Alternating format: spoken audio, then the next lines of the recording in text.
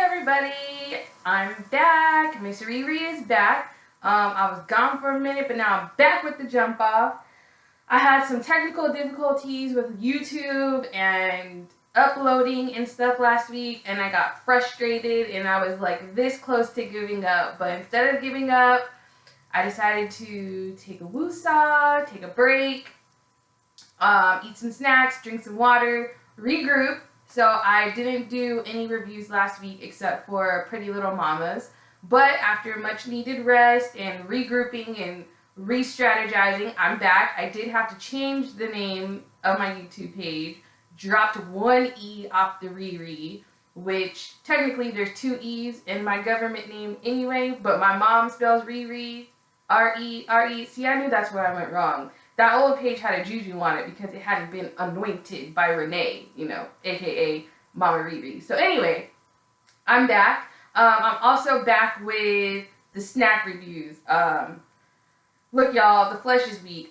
The whole 30 thing, I'm still holding on to the foundation of it, right?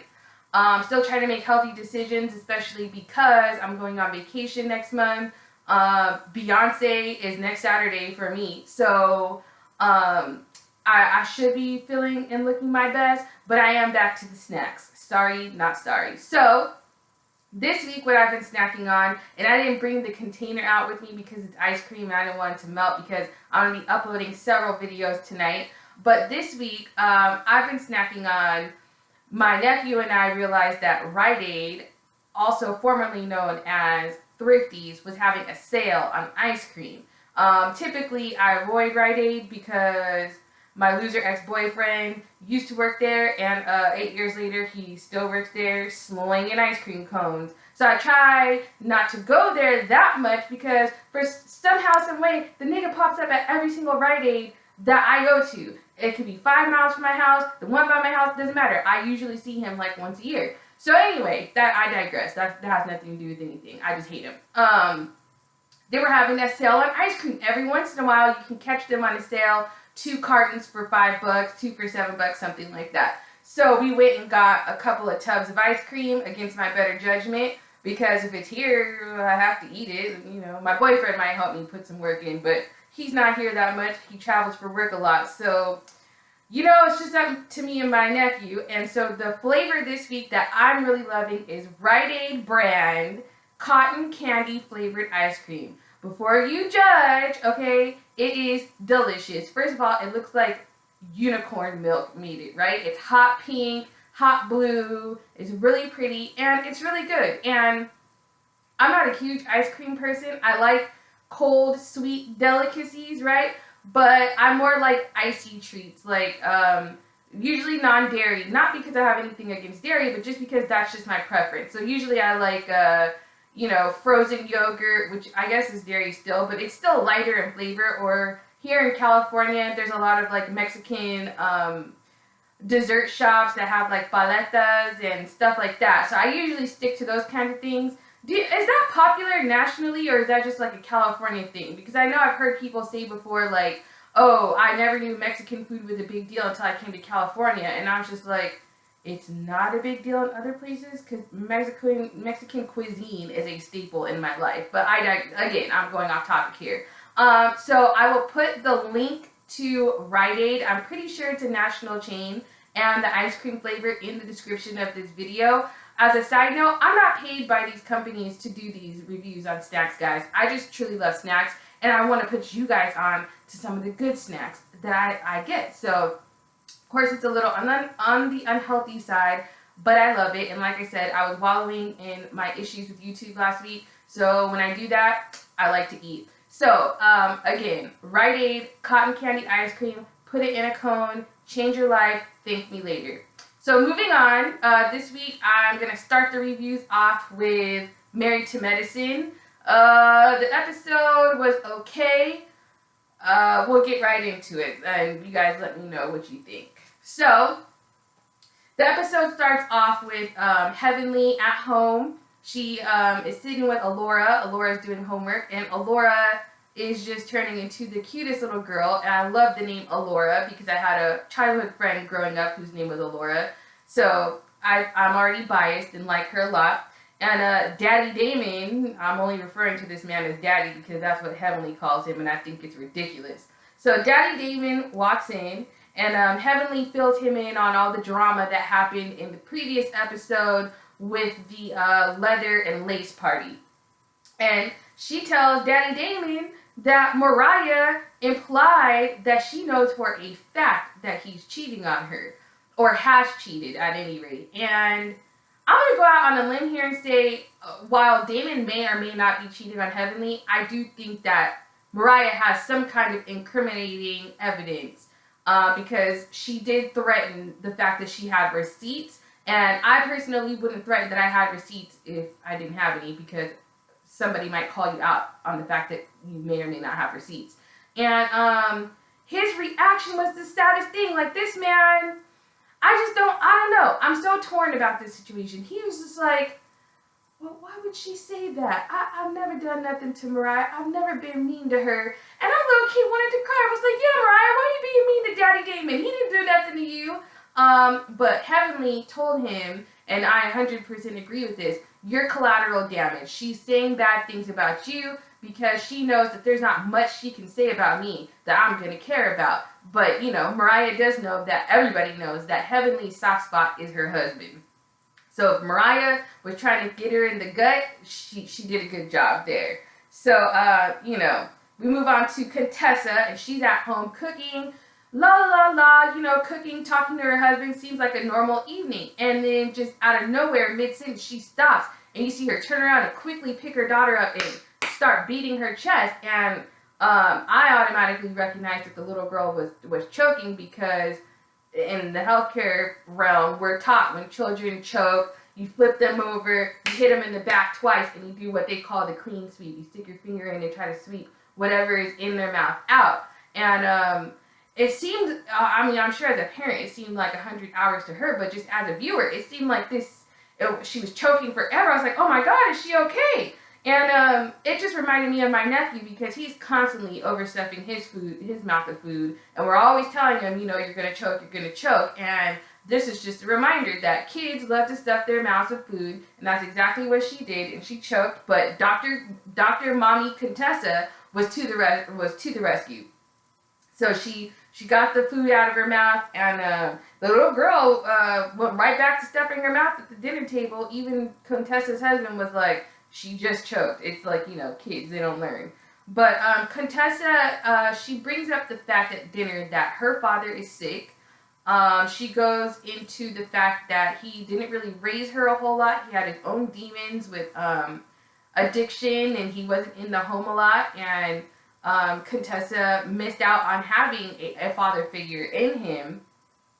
But she keeps on telling herself that he was sick and he couldn't help it. And I think that's how she comforts herself into, you know, accepting the fact that this man had his own demons and chose not to be a parent because of those demons. And she wants him, you know, she's basically like, my childhood's over. Fuck all that. The man thinks he's dying. She goes into the fact that he has really poor health. He's got a lot of things wrong with him. And on top of that, he smokes cigarettes. And, you know, he's not going to get any better. So she's like, while you're still on this planet, at least try to have a relationship with my kids. Give them a grandfather, because he's their only living grandparent. Contessa's mother died, and I'm assuming her husband's parents are dead, because she said she did say he's the only living grandparent. So that was sad.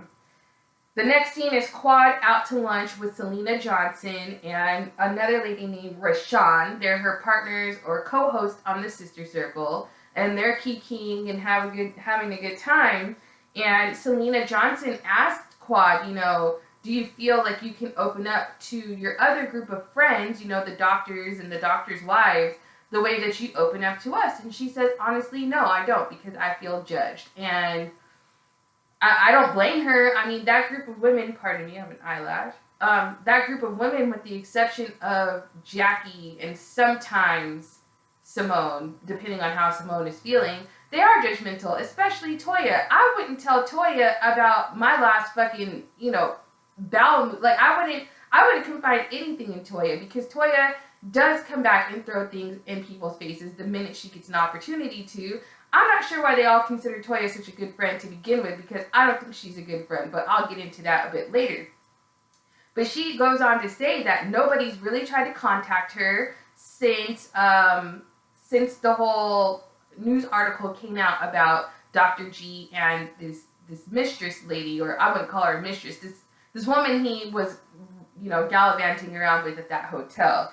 And Selena presses her about whether or not she's gonna get a divorce. And I just don't see what, look, I've never been married. I'm sure coming to the decision to divorce or not divorce is a huge decision and a huge impact on the change of your life. But being objective, right, taking my heart out of it, why stay? You guys are sleeping in 2 rooms. You don't communicate to each other.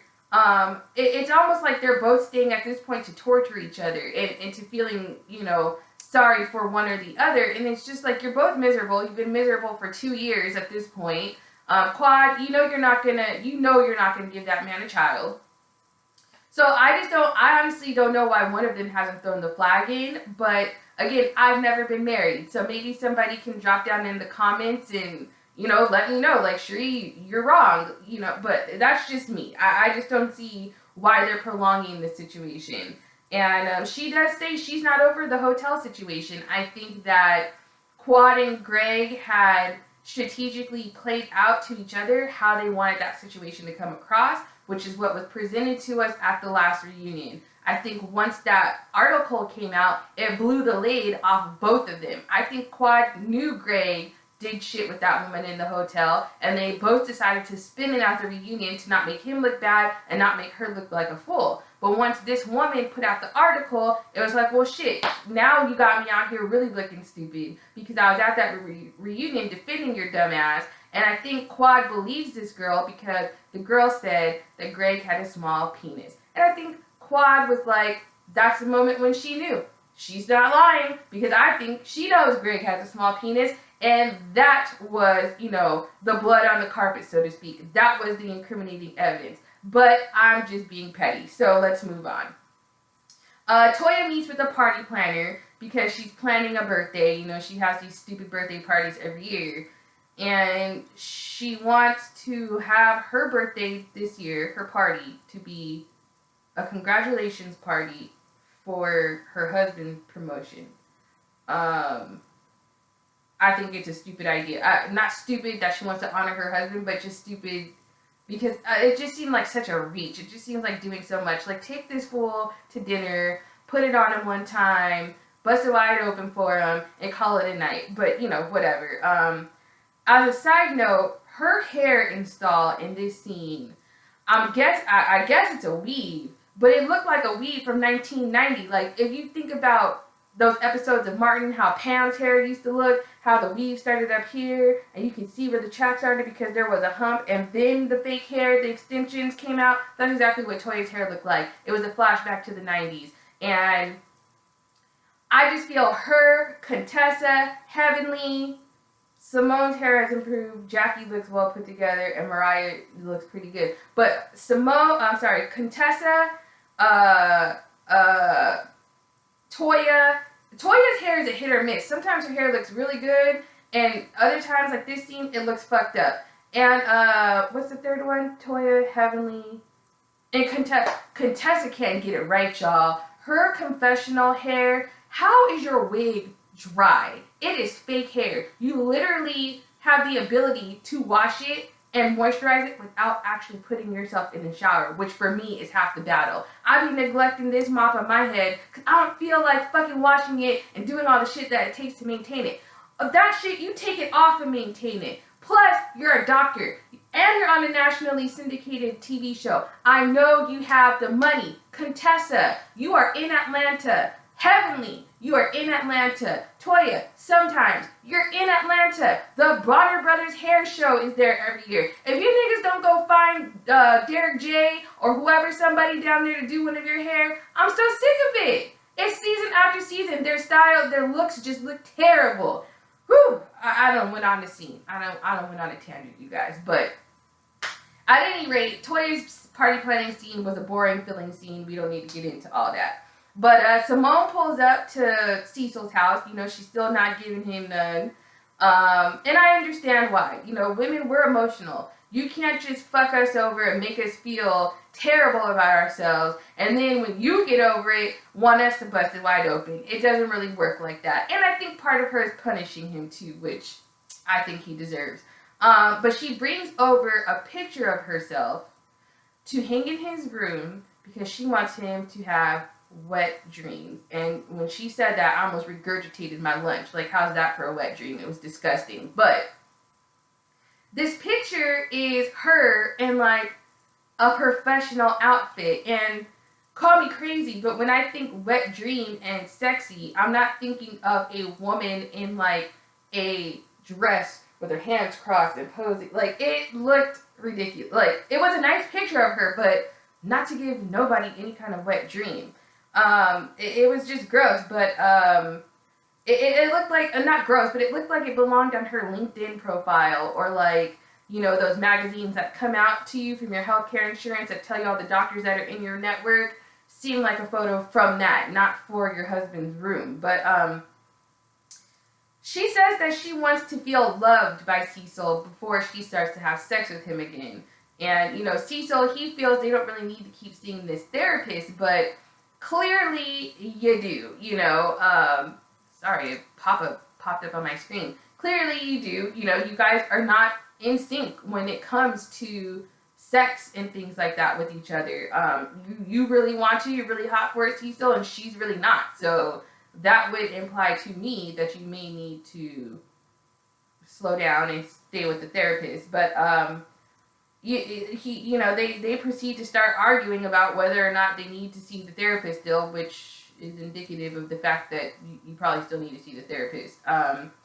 But, you know, she says she's sleepy to end the conversation, and that's also girl code for, yeah, I'm not gonna fuck you tonight. And yeah, that was the end of that scene. So same shit, different episode as far as they're concerned. Dr. Jackie is at work because, you know, she's got to pay these bills. She's got to keep the giant mole, aka her husband, you know, she's got to pay his bills because he barely has a job. She's with Eva Pigford, aka Eva Marcille, America's Next Top Model / Real Housewives of Atlanta / that crazy Kevin McCall's baby mama / I love Eva. I think she's gorgeous. I've been a fan of her since America's Next Top Model. Me and my mom and my sister used to sit in front of the TV and watch America's Next Top Model like nobody's business. So I love Eva, and she's about 11 months pregnant. And I just felt bad for the girl. She looked tired. She looked like I don't know how she was going to drive herself home because she looked 3 minutes away from falling asleep.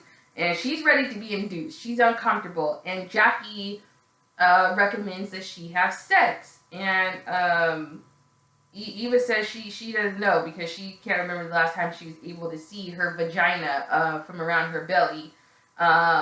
And Jackie, this was an educational moment from Bravo, which I feel like most people know anyway, but Jackie tells her that the prostaglandin, I could be saying that wrong, in the male semen is a natural labor inducer. So that's, you know, that was pretty much the only kind of inducing she was going to get, basically, according to Jackie. So Heavenly goes to see a mind doctor.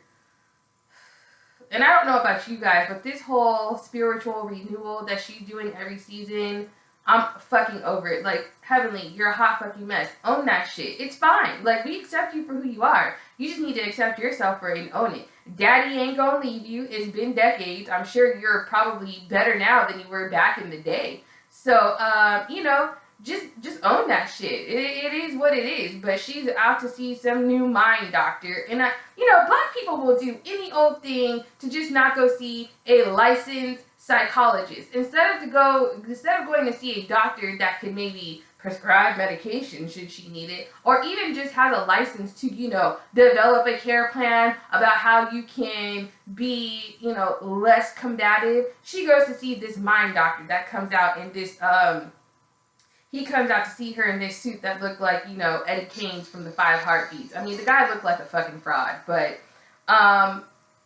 at the same time, I'm glad she got rid of that crook Jewel Tankard, her spiritual guidance counselor from last season. Because to me, Jewel was just guiding heavily because her show tanked. Catch the synonym there. Her show is no longer. So she was like, let me keep getting these Bravo checks and act like I'm giving Heavenly, decent advice. So I'm glad she got rid of Jewel. But, like I said, why not get a real therapist? Niggas will do anything to not go to real therapy. But the mind doctor does tell her that even though she feels that she's truthful to people all the time, which that's the thing. Heavenly does tell the truth when she says things. And I have this issue myself. Just because it's true doesn't mean that it's a nice thing to say. And that's what he told her. Like, there's no compassion. You're not telling people the truth for their benefit. You're telling them the truth just to be mean. And that was a word right there. I agree with him. From the shit that she did last season when they were in Barbados or wherever they went, and they had that beach group therapy session, and the way she dragged everybody's relationship and then chose not to divulge one part of hers.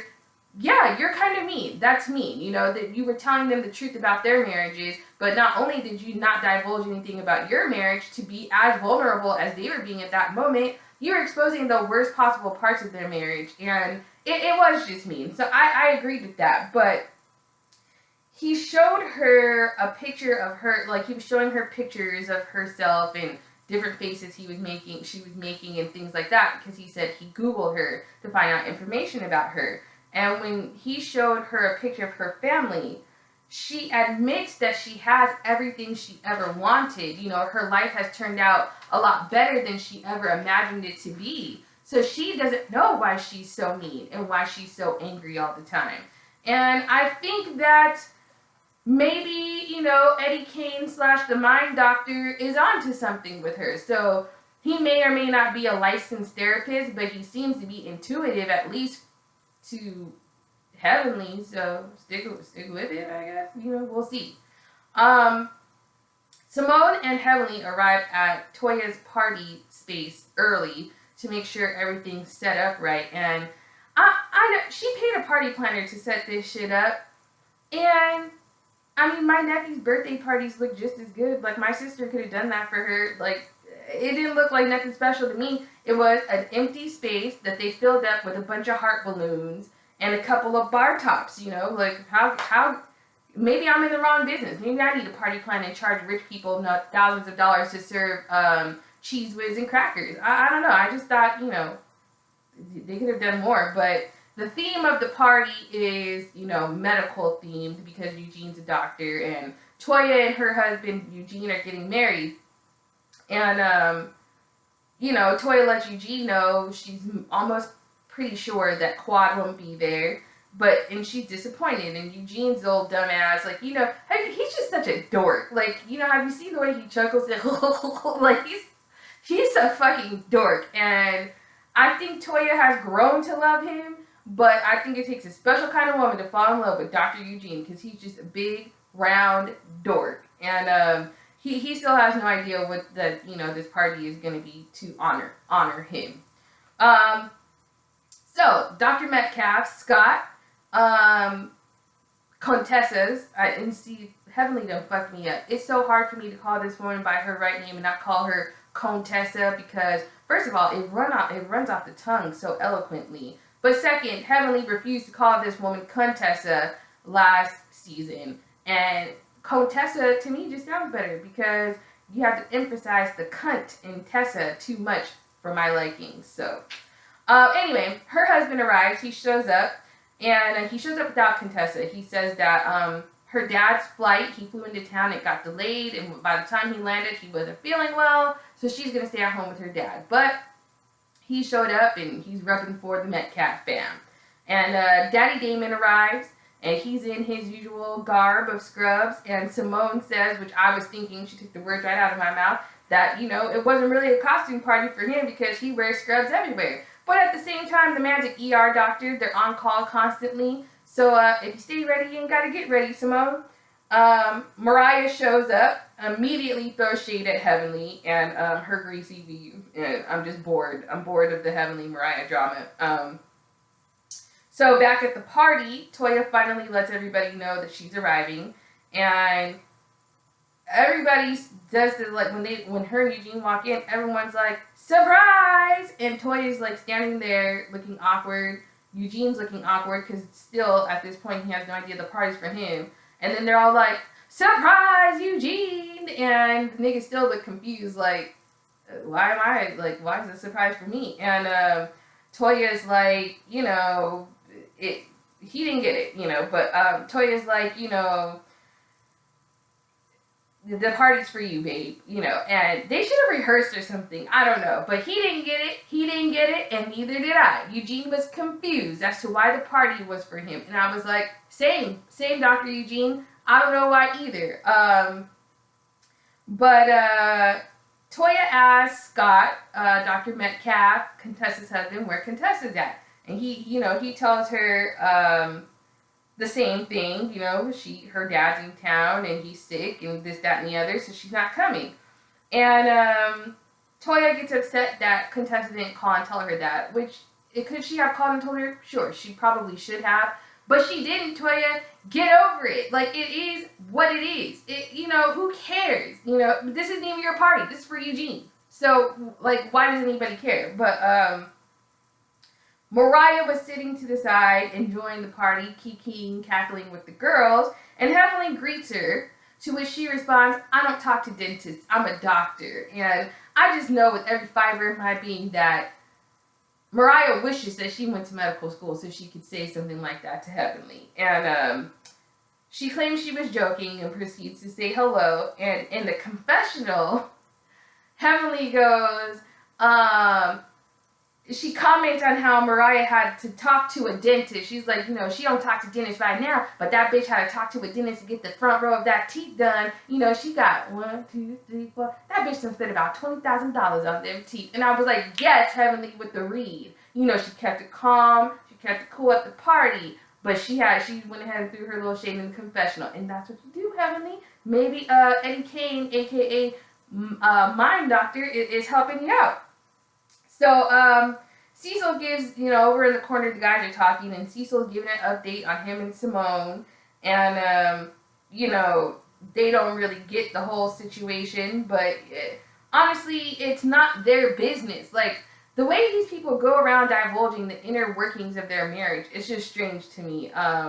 I don't know. I grew up in a very old school family where you keep your business to yourself. You don't go around telling the streets all your business, you know, because as I said in previous videos, my mom always says, if you go around telling everybody about the underdoings of your husband, your friend that may or may not have been wanting to fuck him for years might just pounce on that. And I believe it to be true. You know, again, an anointing by Renee. You know, she's very wise sometimes. So anyway,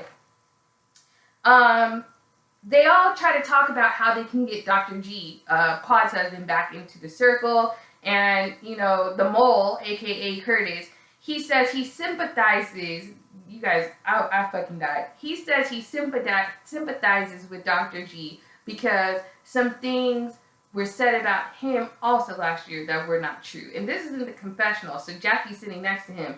And she's looking at him like, nigga, what? Everything that was said about you was true, though. And he looked at her back like, what? Like, you know, just knowing he was lying.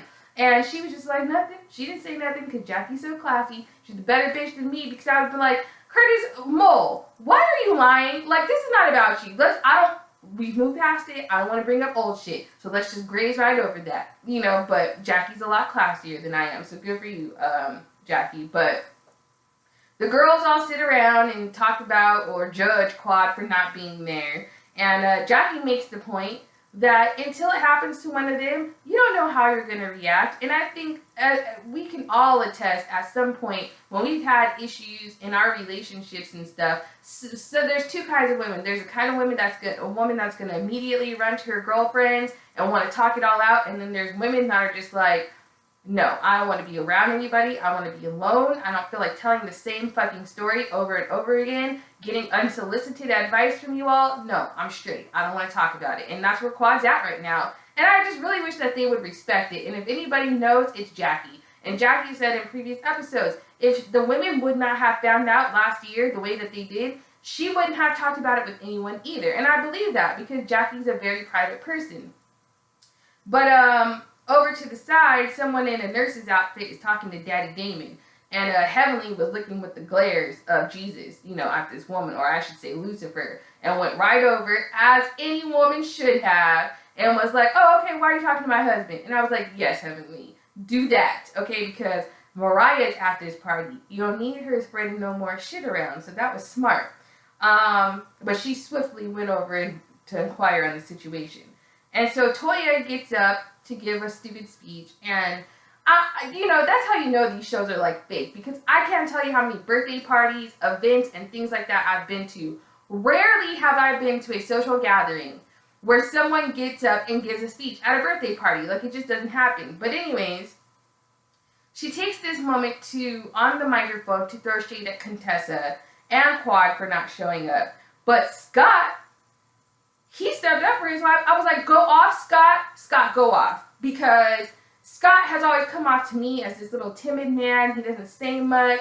But he was like, not today. Y'all not about to be shading my Contessa while she's at home talking about taking care of her daddy. So, Scott, he stepped up and was like, I already told you why she couldn't be here, Toya. Like, shut your ass up. And he was like, matter of fact, let me get her on the phone for you. So he calls Contessa, and Heavenly calls Contessa. Scott didn't do it. He was done with the situation. And she puts her on speakerphone on the mic, which was just ridiculous. I mean, if I was Contessa, I wouldn't have even engaged. But she does say, Toya, sorry, I couldn't make it. My dad's flight, he's sick with the kids, blah, blah, blah. And Toya is just continuing to use this moment to embarrass Contessa and drag her in front of a group of people. I'm just like, Eugene, get a fucking hold of your wife. Do you have no control over this woman? I mean, I am a woman of the millennium. I'm from the millennial age, and I don't believe men should control women. But I do think you need to tell your wife to shut the fuck up sometimes. Like, this is just ridiculous. It's not right. It's just not right. And so, she continues to be petty and drag Contessa in front of the entire party. But what Eugene did that I did respect was he didn't check her in front of the party. He checked her off to the side. Kind of. Like, he did tell her, like, this is stupid. There's no reason for you to be, and he stopped himself from telling her she was acting like a bitch. But, there's no reason for you to act like that. And are Toya's feelings hurt that Contessa didn't show up? Of course. That's obviously what the issue is. But Toya, be an adult and express that to her privately. Like, is that too much to ask? And Scott is still in the corner talking his shit. This man is pissed. Y'all done did it now. But you guys done got Scotty Metcalf to come out of his shell. So, sis was mad. Okay, so at any rate, that was pretty much the end of the episode. Like I said, I don't think the episode gave very much, but it looks like on the previews, it looks like Quad's going to be making her way back into the show, or with the group anyway, next episode. So, drop down in the comments, let me know what you guys all thought of the episode. Make sure you like and subscribe to my channel. Like this video, subscribe to my channel. Make sure you hit that bell that's in the bottom left, my left hand corner, so that you get all the alerts of when I post something new, especially on this new page. And I will see you guys for the next review.